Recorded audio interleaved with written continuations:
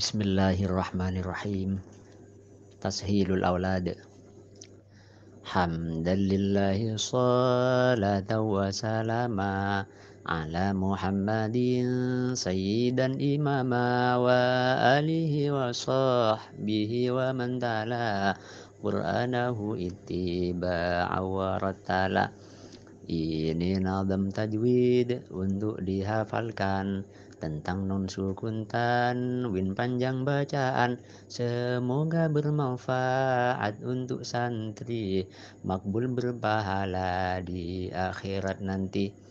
Nun sukun dan tanwin padanya berlaku. 4 hukum pahami penjelasanku. Izhar menampakkan, idgham memasukkan, iqlab membalik dan ikhfa menyamarkan. Pertama bacalah idhar jika jumpa dengan huruf halqi yang 6 jumlahnya. Hamzah, ain, win, ha, kha rupanya. Minha alimun hakimun contohnya. Suara nun sukun atau tanwin jelas, tanpa dengung, tanpa samar, harus tegas.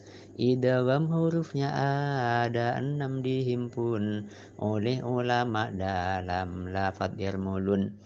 Idgham bi gunnah hurufnya ada 4, ya, mim, wawu dan nun kamu harus ingat.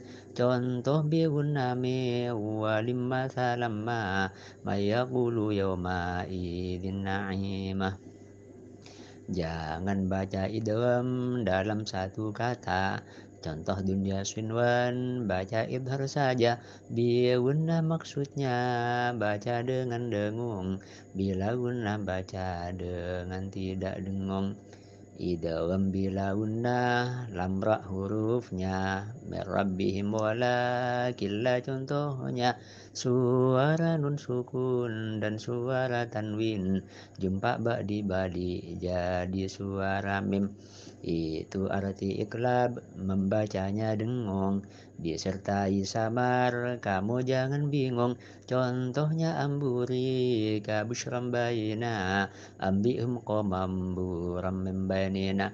Jumlah huruf ikhfa ada 15. Baca ikhfa dengung, samar tidak jelas. Ta, sa, jimun, dalun, dal, za, sinun, shinun, sadun, badun, baun, baun, fa, qaf, kafun. Contoh in ja'akum mansura yanzurun wa in fatakum man sya'a yanqalibun. Mim dan nun bila bertasydid wajib gunnah, sebut nama keduanya huruf gunnah. Cara baca gunnah yang paling efektif dengan nada datar, tahan 1 alif. Hukumnya mim sukun itu ada 3, ikhfa, idgham, idhar harus kamu jaga. Jumpa ba namanya ikhfa syafawi, contohnya wa mayya tasum billahi. Bila jumpa mim idgham mim namanya mim mara mim musqalun, itu contohnya. Kalau jumpa selain ba mim namanya idhar syafawian amda contohnya. Waspada mim sukun jumpa fa dan wawu, jangan baca ikhfa tapi idhar selalu. Lam al-ta'rif punya 2 keadaan, idhar atau idgham, itulah pilihan. Jika lam al-ta'rif jelas suaranya, idhar qamariyah itulah namanya. Jumlah hurufnya 14, yaitu ibi, hajjaka, wa khaf, aqimahu. Alnya idgham syamsiyah tak bersuara, hurufnya 14, sisa yang ada. Lam fi'il sukun idharkan selamanya. Qulna amil taka contohnya. Jika ada 2 huruf bergandengan, hukumnya hendaklah kamu perhatikan. Jika 2 huruf makhraj sifat sama, idgham mutamatsilin itu namanya. Idzahaba rahimi malik contohnya, maka mengidgamkan wajib hukumnya. Kiaskanlah kepada ini semua. huruf selain waw setelah dhammah, dan huruf ya setelah harakat kasrah, maka tidak berlaku hukum idghamnya. Contoh fi yaumin isbiru wasabiru, maka hukum idhar itu yang berlaku. Idgham mutaqaribain artinya makhraj berdekatan, sifat tidak sama.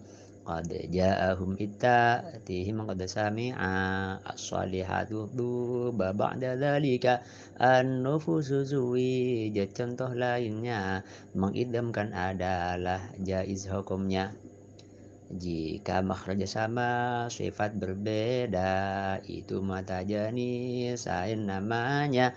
Irkama anaya faulaika yu'adzibu may yasha, itu contohnya. Contoh lain ala Maryam buhtana, baca dengan idgham jaiz hukumnya jika dua huruf sama berharakat, itu idgham kabir agar kamu ingat. Kalau huruf yang pertama disukunkan, itu idgham shaghir, jangan kau lupakan. Mad pertama asli atau mad tabi'i, mad kedua cabang atau mad far'i. Jumlah huruf mad itu ada 3, alif, waw, dan ya. Contoh nuhiha, ya dan waw jadi lain apabila sukun dan huruf sebelumnya fathah.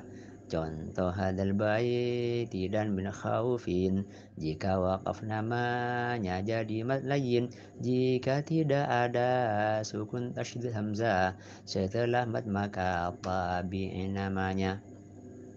Jika jumpa hamzah dalam satu kata, maka wajib muttasil itu namanya. Contoh sya'a, maka wajib menambah mad sebab hamzah di dalam satu kalimat.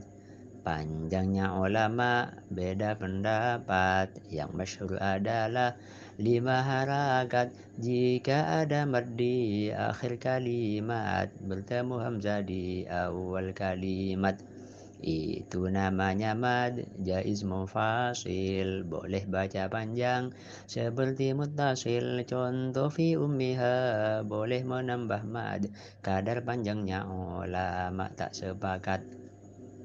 Mad bertemu sukun di akhir ayat disertai waqaf, boleh menambah mad. Contohnya nasta'in, panjangnya tak sama, ulama membacanya beda-beda. Itu namanya mad arud lisukun, orang mencari ilmu harus tekun. Hamzah sebelum mad, contohnya imana, dalam satu kata mad badal namanya.